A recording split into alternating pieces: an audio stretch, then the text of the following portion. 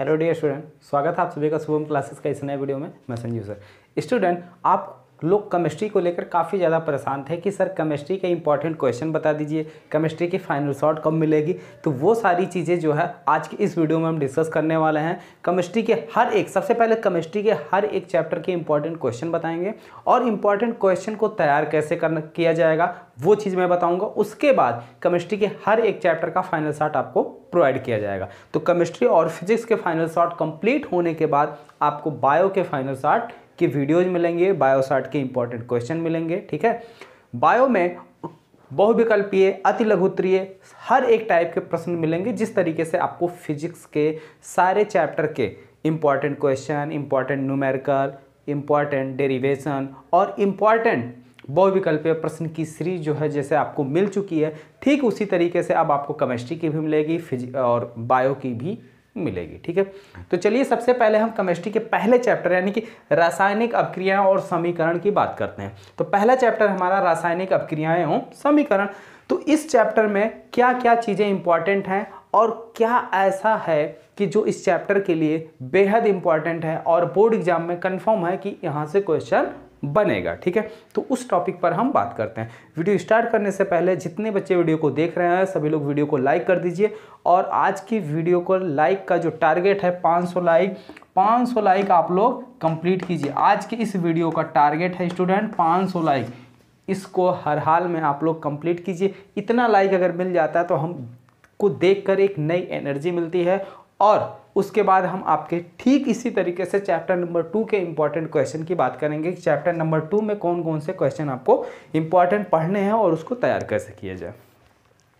तो चलिए सबसे पहले हम बात करते हैं चैप्टर नंबर 1 की। ठीक है, तो चैप्टर नंबर 1 में रासायनिक अभिक्रियाएं एवं समीकरण, इसमें क्या क्या चीज़ें इंपॉर्टेंट है। तो इसमें जो सबसे ज़्यादा इंपॉर्टेंट क्वेश्चन है वो आपका इस चैप्टर के नाम पर ही, चैप्टर का नाम ही सबसे ज़्यादा इंपॉर्टेंट है कि रासायनिक अभिक्रियाएं किसे कहते हैं। पहला क्वेश्चन सबसे मोस्ट इंपॉर्टेंट, रासायनिक अभिक्रियाएं किसे कहते हैं और यह कितने प्रकार की होती है। पहला सबसे इंपॉर्टेंट क्वेश्चन। ठीक है,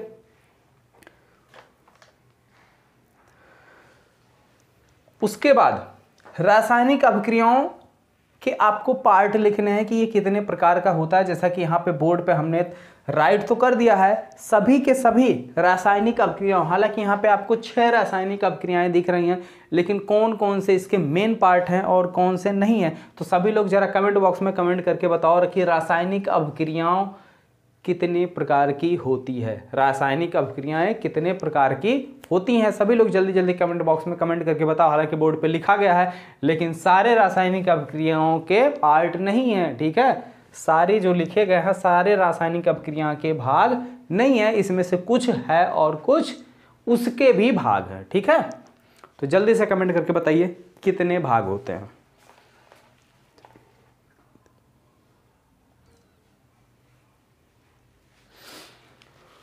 तो भाई अगर बेसिकली देखा जाए रासायनिक अभिक्रियाओं के 4 भाग होते हैं। जो यहाँ पे लेफ्ट साइड में लिखा गया है वे रासायनिक अभिक्रियाओं के भाग लिखे गए हैं। ठीक है, तो पहला है आपका संयोजन अभिक्रिया। ठीक है, दूसरा आपका है वियोजन अभिक्रिया और तीसरा आपका क्या है विस्थापन अभिक्रिया और जो चौथा है आपका वो क्या है द्विविस्थापन अभिक्रिया।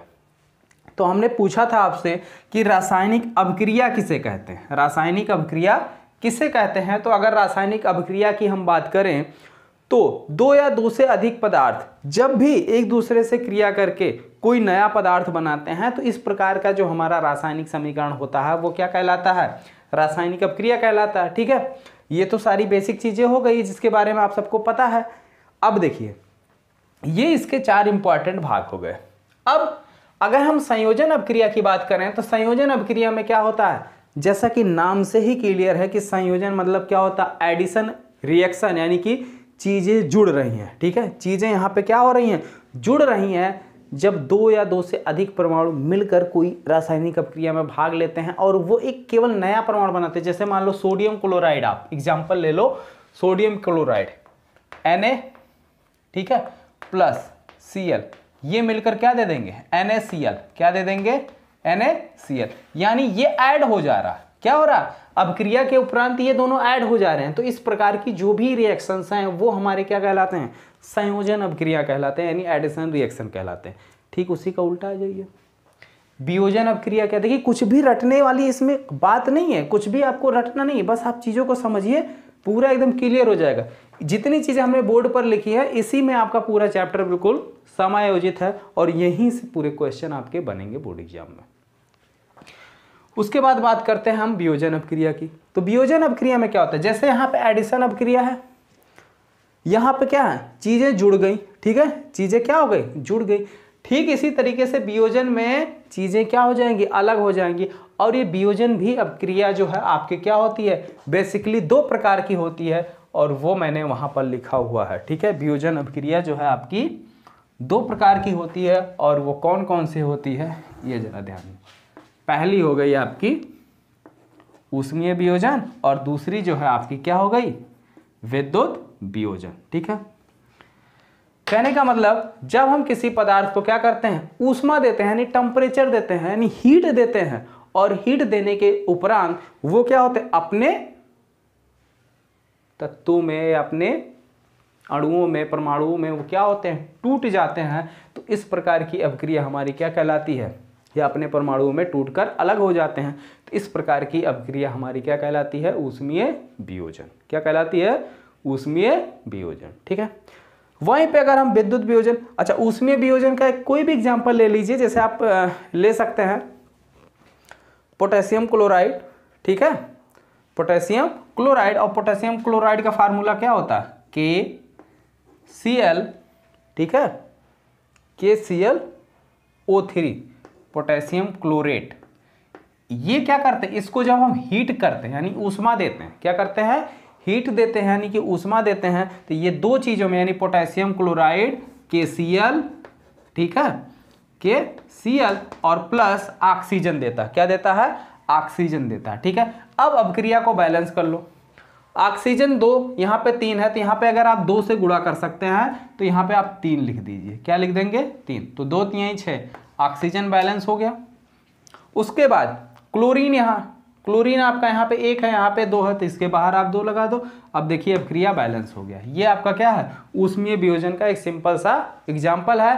पोटेशियम क्लोरेट को जब हम क्या करते हैं, हीट देते हैं यानी गर्म करते हैं, तो हमें क्या मिल जाता है, पोटेशियम क्लोराइड प्लस ऑक्सीजन। ठीक है, अगला देखिए विद्युत वियोजन क्या है। जब विद्युत वियोजन का मतलब जैसे कोई भी सॉल्यूशन है, ठीक है, कोई भी सॉल्यूशन है, उसमें जब हम इलेक्ट्रिसिटी फ्लो करते हैं यानी विद्युत धारा प्रवाहित करते हैं, तब वो अपने अलग अलग इस तरीके से अलग अलग परमाणुओं में क्या होता है, टूट जाता है। इस प्रकार का जो है वियोजन क्या कहलाता है, विद्युत वियोजन कहलाता है। इसके लिए आप एग्जाम्पल देख सकते हैं। ठीक है, जैसे मान लो सोडियम क्लोराइड का कोई सॉल्यूशन आपने ले लिया, सोडियम क्लोराइड का NaCl का कोई सॉल्यूशन आपने ले लिया, और इसमें आपने क्या किया, विद्युत वियोजन यानी इसमें इलेक्ट्रोड जो है आपने लगा दिया। तो जब आपने इलेक्ट्रोड लगा दिया तो उसके फलस्वरूप क्या मिलेगा, सोडियम मिलेगा। ठीक है, और साथ ही साथ क्लोरीन गैस मिलेगा। अब क्लोरीन Cl फॉर्म में तो होगा नहीं, ये फॉर्म में होगा Cl2 यानी 2 क्लोरीन। तो यहाँ पे 2 कर दीजिए, यहाँ पे भी 2 कर दीजिए। ठीक है, तो इस तरीके से ये अपक्रिया हमारी क्या कहलाती है, विद्युत वियोजन अपक्रिया। क्या कहलाती है, विद्युत वियोजन अपक्रिया। ठीक है, तो इसी तरीके से अब आपको तीसरा पार्ट देखना। तीसरा पार्ट क्या है, विस्थापन अपक्रिया। विस्थापन अपक्रिया में क्या होता है कि जैसे कोई भी रिएक्शन किसी के साथ हो रहा है, तो ये परमाणु उस परमाणु को क्या करेगा, रिप्लेस कर देगा, यानी उसकी जगह पे खुद जाके जो है फिट हो जाएगा। तो इस प्रकार की अपक्रिया को हम क्या कहते हैं, विस्थापन अपक्रिया। इसके भी कई सारे एग्जाम्पल दिए होंगे बुक में। ठीक है, तो अभी देखियो, अभी मैं बेसिकली आपको इंपॉर्टेंट क्वेश्चन बता रहा हूं कि क्या क्या चीजें इंपॉर्टेंट है। ठीक है, और कल के वीडियो में, ठीक है, कल वाली वीडियो में इन सारी चीजों पर मैं अच्छे से डिस्कस करूंगा कि इसे तैयार कैसे करना है। अभी आप इंपॉर्टेंट क्वेश्चन नोट करो। ठीक है, अगला है द्विक विस्थापन अपक्रिया।